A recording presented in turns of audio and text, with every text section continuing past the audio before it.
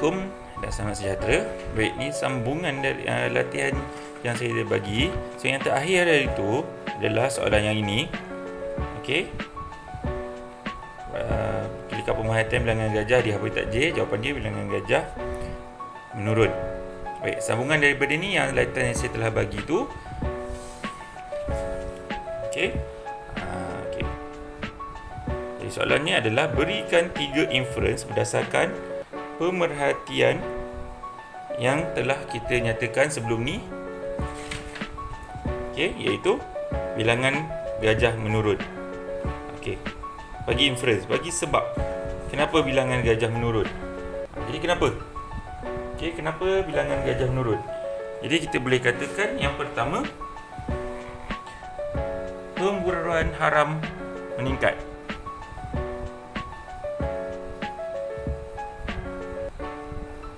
Jadi banyak pemburu haram menangkap gajah.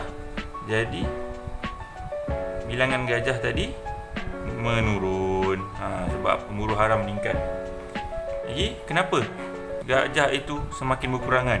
Mungkin juga sebab hutan tempat dia tinggal tu dimusnahkan. Okey. Jadi bila dia dah tak ada tempat tinggal, jadi dia susahlah nak membiak. Maka menurunlah bilangan dia dari tahun ke tahun. Okey, seterusnya apa lagi? Apa sebabnya gajah tu makin kurang? Mungkin juga gajah tu kekurangan makanan dan minuman. Okey. Tempat tinggal dia dimusnahkan, jadi dia kurang makan minuman, dia susah nak membiak. Ini adalah contoh inference. Okey, inference memberi sebab kepada penyataan yang telah kita buat. Okey, so seterusnya ni memang terus tuliskan inference berdasarkan pemerhatian di setiap penyiasatan di bawah. Okey, pemerhatian dia tumbuhan layu selepas beberapa hari. Mudah saja. Kenapa pokok layu? Okey, pastinya sebab dia kekurangan perkara-perkara penting untuk dia hidup. Contohnya cahaya matahari, air, nutrien. Jadi ambil satu saja. Jadi saya ambil tumbuhan kekurangan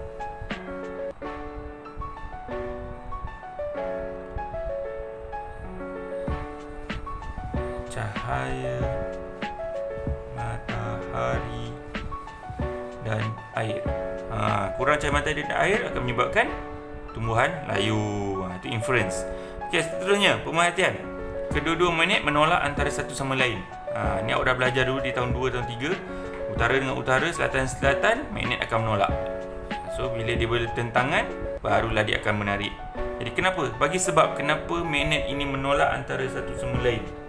Okey, sebabnya kita tahu ni selatan dengan selatan, utara-utara ni apa? Kutub dia kan? Kutub dia apa? Kutub dia sama. Okey, so jawapannya adalah kutub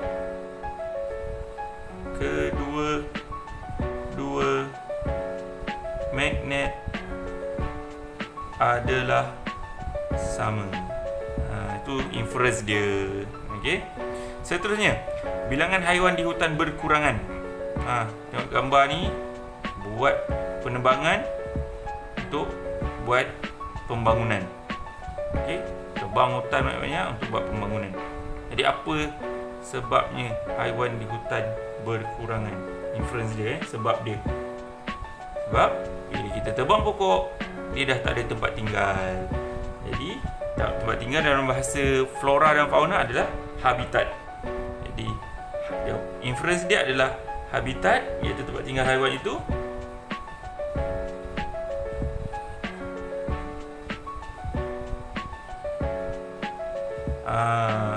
So sebab haiwan di hutan berkurangan adalah habitat dia dimusnahkan. Okey. Seterusnya, bacaan termometer menurun. Termometer ni adalah alat untuk ukur suhu air ni. Kenapa suhu tu menurun? Makin sejuk maksudnya. Bila termometer ni menurun, maknanya dia makin sejuk. Okey, jawapannya adalah Kenapa suhu menurun? Okey, nanti awak akan belajar di tahun 5 tajuk haba, iaitu air kehilangan haba apabila ditambah ais. Okey, so dia akan hilang haba dia makin sejuk bila ditambah ais.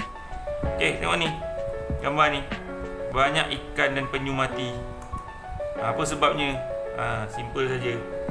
Sebab pencemaran telah berlaku.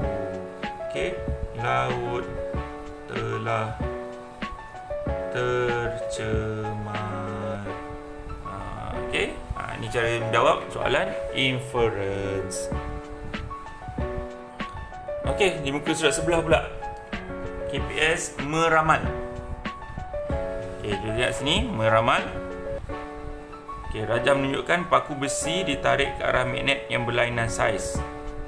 Magnet P 3, magnet Q 5, magnet R. Tengok pada saiz magnet dia. Apa yang berlaku? Magnet dia makin besar. P, Q sederhana, R paling besar. Jadi kalau P boleh tarik 3, Q boleh tarik 5, R magnet dia lagi besar. Ramalkan bilangan paku besi. So, ramalan kita 3, 5, kita ambil urutan lah. Kita anggapkan dia magnet ni besar sekata. Jadi 3, 5, jawapan kita boleh letak 7. Okey, ataupun 8, 9, logik juga. Okey. Seterusnya, masih lagi dalam KPS meramal. Dalam penyiasatan di bawah, air di dalam bekas dipanaskan. Suhu direkodkan setiap 2 minit. Okey, panaskan air pakai penurun Bunsen ni. Okey. Letak termometer, ukur suhu. Okey.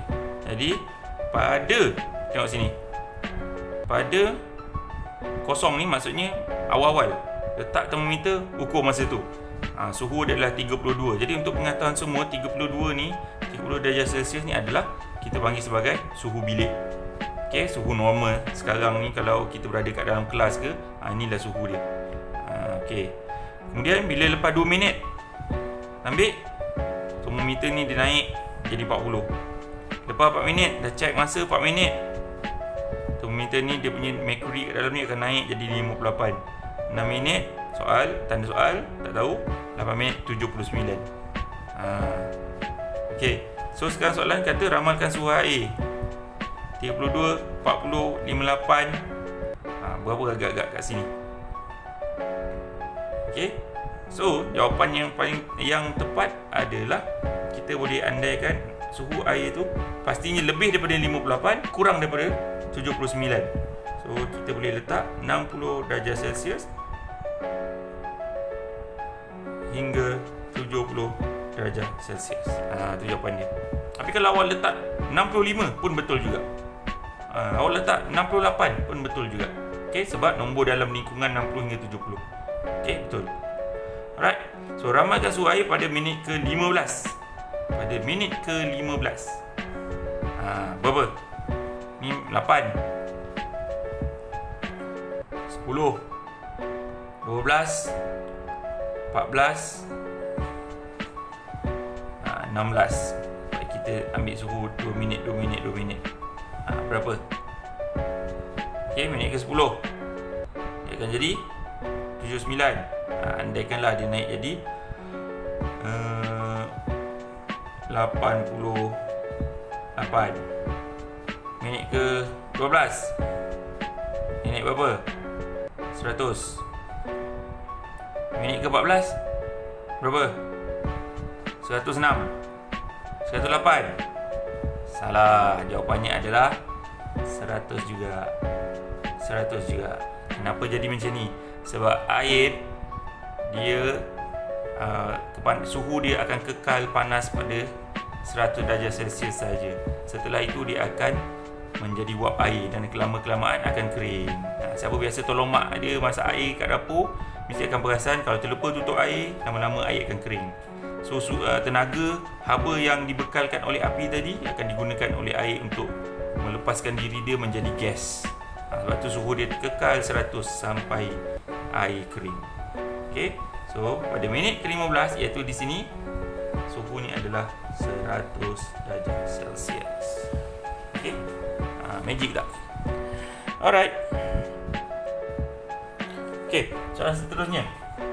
Menggunakan perhubungan ruang dan masa. Biasanya memang akan melibatkan masa lah. So tengok sini jadual ni. Okey, masa dan suhu. Okey, minit 0 40, minit 2 43, minit 4 45, minit 6 48, minit ke-8 52. Apa maksudnya? Okey, maksudnya suhu makin naik.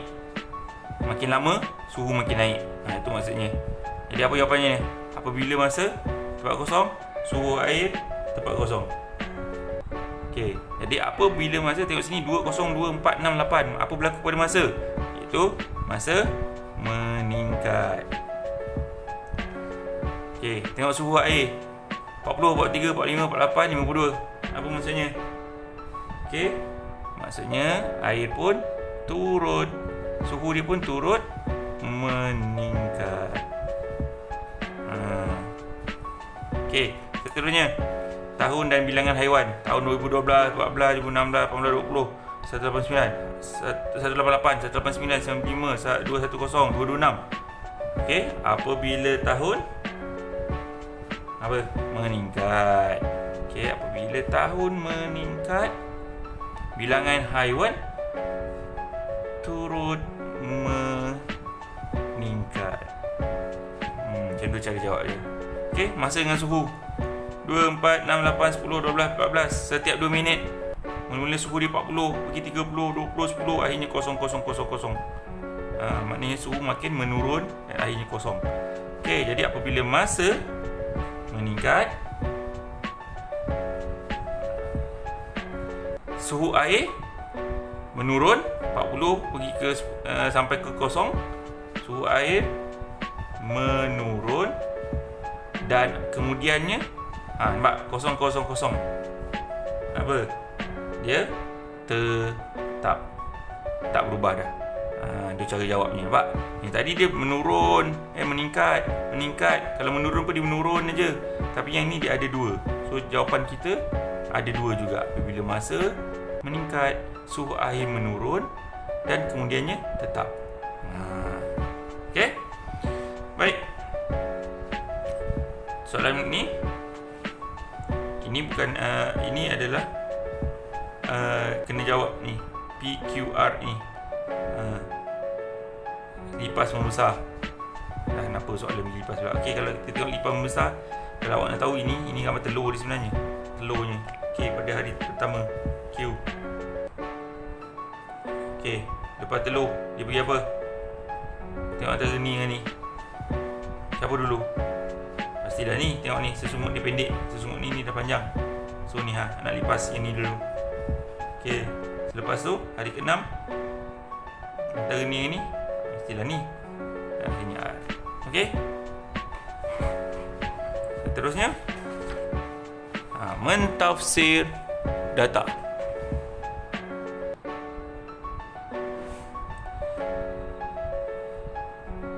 Satu penyiasatan dijalankan untuk menghitung isi pada pepejal tidak sekata dengan menggunakan kaedah sesaran. Sesaran maksudnya bila kita masukkan satu dalam airnya ni, air akan naik. Itu maksudnya kaedah sesaran air. Okey, masukkan satu benda, automatik air akan naik. So apa yang berlaku adalah masukkan batu. Apa yang berlaku? Masukkan batu, apa yang berlaku? Air dia naik. Okey, tapi gambar ni pada saya, kalau tanya saya, tak logik lah. Masuk batu kecil je, air naik banyak sangat. Tak apalah, kita ini sebagai soalan contoh sahaja. Okey, bacaan awal. So sekarang ni nak cari, sebenarnya aktiviti ni adalah nak cari isi padu pepejal. Okey, pepejal yang tak sekata macam ni. Inilah cara dia.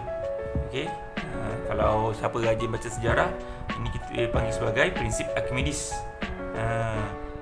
Archimedes terjun dalam air melempah, dia penjerit, Eureka! Siapa rajin atau suka baca sejarah sains lah. Siapa nak tahu lebih lanjut, nanti saya cerita dalam kelas. Okey, So bacaan awal 20 semua memang air dia 20 je. Tapi bila masuk batu J, batu K, batu L, batu M, air naik jadi macam ni. So berapakah isi padu untuk batu J? Tolak je 34 tolak 20. So dapatlah 14. Batu K 20, 28 tolak 20 dapat 8. Batu L 53 tolak 20 dapat 33. 45 tolak 20 dapat 25. So bila macam ni kita tahulah isi padu batu mana yang lebih besar dan siapa isi padu yang kecil. Okey, dah lengkapkan jadual. Siap. Okey, berdasarkan jawapan ini susun isi padu pekerjaan paling kecil hingga paling besar. So yang paling kecil adalah K 8. K. Lepas tu J 14. Lepas tu M. Lepas tu L. Okey. Settle. Okey, kita sampai mentafsir data saja. Okey. Kemudian soalan yang ini dia ada sambungannya, kemudian saya bagi video penerangannya. Okey, itu saja. Terima kasih.